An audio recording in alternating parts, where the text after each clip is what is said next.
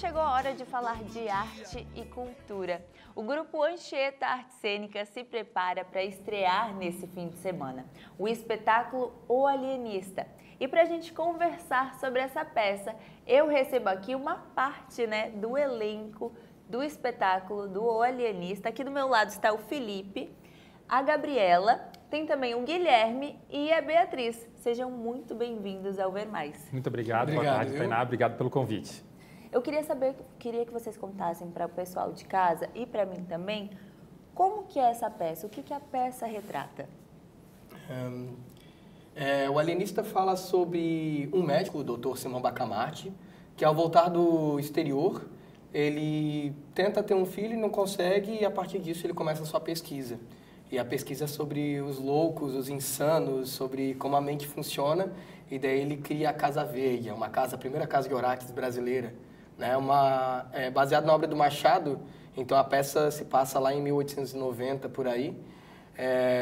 Então é a primeira casa mesmo brasileira de loucos de Itaguaí, que é uma cidade com um nome bem parecido com a nossa.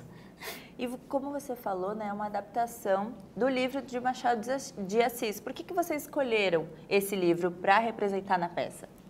Na verdade, a nossa proposta original era que fosse um texto brasileiro, e daí todas as pessoas do elenco trouxeram livros, peças de teatro brasileiras, e a gente acabou escolhendo esse porque nós imaginamos que fosse nos prover um trabalho de ator muito interessante, porque estaríamos falando de loucos. Mas lendo o livro, os loucos aparecem no início e daí eles somem. Então a gente teve que fazer algumas adaptações. A peça não é exatamente igual à história do livro. Algumas coisas a gente teve que criar. Uhum. E como que está a preparação, Vai estrear esse final de semana. Como é que está a preparação para essa grande estreia? Então, a preparação do espetáculo começou já tem vários meses, Começou lá em maio, e nos últimos meses tem se intensificado. A gente costuma fazer ensaios sempre aos domingos, mas temos feito até alguns ensaios extras. Tudo para deixar tudo pronto para quando a galera chegar sábado à noite, tá lá a nossa peça pronta para assistirem. E o coração tá como? Bem acelerado. Tá fora do peito, assim, tá largado, assim, correndo. É muita ansiedade, É muita ansiedade, mas também a confiança de que todo mundo se dedicou, fez o seu melhor, e esperamos que o público perceba isso e se encante com o nosso espetáculo. E eu queria saber também, porque os figurinos que vocês vão apresentar na peça, vocês que preparam, Como é que funciona isso tudo? O figurino, o cenário? É mais uma pesquisa, é mais um negócio geral, assim.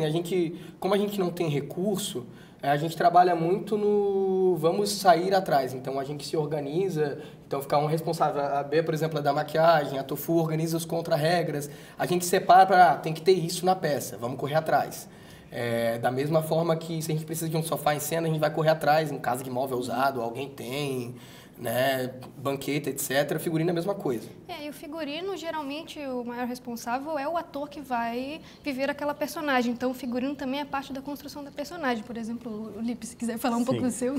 Inclusive, a gente como ator, e com poucos recursos, a gente vai, ao longo da nossa vida, colecionando algumas peças que a gente sabe que podem ser úteis. Assim, as peças que eu estou usando agora é o figurino do meu personagem, mas é tudo peças que eu já tinha, e quando eu cheguei nesse personagem eu fui compondo com o meu acervo pessoal, mas naturalmente a gente vai guardando esse tipo de acervo porque a gente faz teatro e sabe que em algum momento pode precisar. Exatamente, Sempre precisa. Uma hora ou outra vai precisar. E eu queria que vocês contassem um pouquinho de cada personagem de vocês. Qual é a característica mais marcante deles? Bom, eu faço o Crispim, é um boticário, um farmacêutico da época que trabalha com remédios. E eu acho que as principais características do meu personagem é que ele sempre tenta ser muito gentil com o Simão Bacamarte, que é o seu amigo, com a sua esposa, mas ele também é um pouco fraco, um pouco covarde para sangue, por exemplo. Ele fica meio tontinho. Meio molenga. Isso. O meu Porfírio é um vereador da cidade de Itaguaí, ele é muito novo, ele tem 19 anos e ele chegou ao cargo de vereador, mas ninguém respeita ele, então ele é só um esculachado, assim. Ele sofre bastante de várias direções, assim. E durante a peça ele tem um outro caminho ali que ele segue e ele acaba cedendo ao poder. Então é interessante ver essa construção de vilania. O meu personagem, ele tinha poucas informações, então, diferente de alguns, eu tive que criar meio que do zero. Mas é um cara que a mulher abandonou ele por outro, então ele assassinou os dois, porém ele é como se ele não tivesse consciência disso, então a loucura dele gira em torno dele querer buscar e caçar ambos ferozmente, então ele meio que tá meio insano de fato atrás deles. É bem simples mesmo. Muito legal, gente. E no próximo bloco, vocês prepararam uma cena pra gente, vai mostrar pro público de casa essa cena para dar um pequeno spoiler, né, de como que vai ser a peça. Eu agradeço vocês por enquanto, vejo vocês no próximo bloco. Já tá aqui novamente, né? Eu queria que vocês contassem pra gente, falassem onde o pessoal pode adquirir o seu ingresso.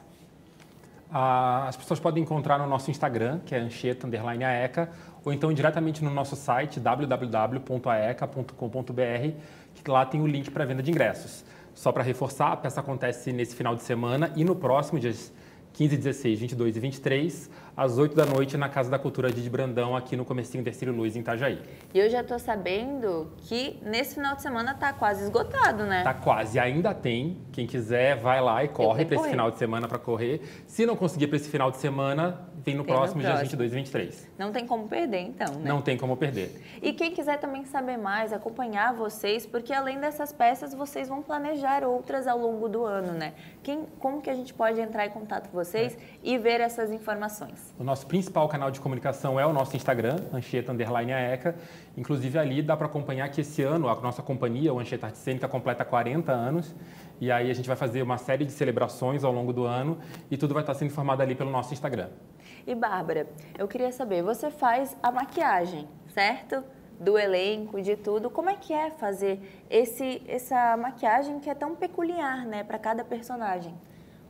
A maquiagem do alienista, ela é relativamente fácil, porque é uma peça bem naturalista, então a gente só faz a maquiagem quem precisa ter um destaque maior, ou uma cara de cansado, ou às vezes um envelhecimento, um emagrecimento. Mas assim, não é nada muito complexo, a nossa peça não é muito caricata, né? Então a gente não tem tanta dificuldade com a maquiagem, mas a princípio todo mundo vai conseguir fazer bem tranquilo, porque não é nada muito difícil.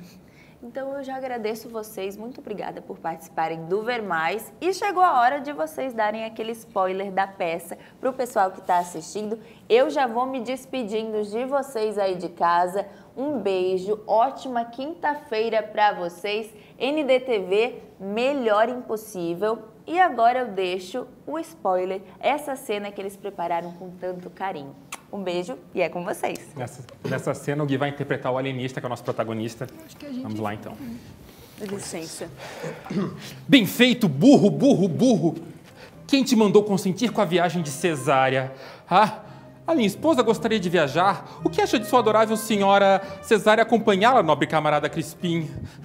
Pois agora sofra. 3 semanas sem notícias. Torpe, vil, miserável. E tudo para agradar o Dr. Bacamarte. E ela tá grávida. E se ela parir durante a viagem, o bebê não vai reconhecer o pai?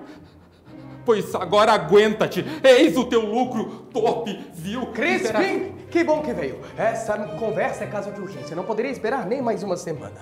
Mas como estão, doutor? Pavorosos os resultados, pavorosos. É de todo mal assim? Eu obtive uma descoberta catastrófica. Catastrófica? Conte-me logo o que aconteceu. Sim, eu estava lendo as cartas quando, de repente, comecei a prestar atenção em uma informação que não havia. De repente, doutor? Sim, comecei a dar atenção ao que estava ignorando, algo escondido, traição. Traição? Sim, traição.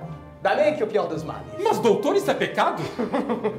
Crispim, você muito bem sabe que ser pecado ou não nunca impediu ninguém de fazer nada. Então, doutor, você acha que algo pode ter acontecido? Sabe como quando se está longe e não se tem notícias? Sim, a mente é curiosa nesse caso. A mínima das distâncias pode criar um abismo profundo. Eu estou começando a achar que a realidade a distância entre a realidade e a loucura é tão tênue, entende? Então você acha que nós podemos estar imaginando tudo? Exatamente. Você acha que estamos ficando loucos? Talvez. Ou talvez as minhas suspeitas estejam corretas e o pior seja verídico. Com as mulheres, doutor? Com as mulheres! Não! E com muitos homens também. O quê? Não é possível! Acalme-se, Crispim, isso pode acontecer a qualquer um, inclusive com os mais próximos. Com os mais próximos? Miserável! Canalha, como eu fui tolo! Não se preocupe, Crispim, eu mesmo estou trabalhando em uma solução para a questão. Mas como pretende resolver a questão? Prisão? Apedrejamento? Forca? Não exagere, Crispim, eu não creio que algo assim seja necessário. Mas, então, como pretende solucionar essa situação? Veja bem, Crispim, eu acho que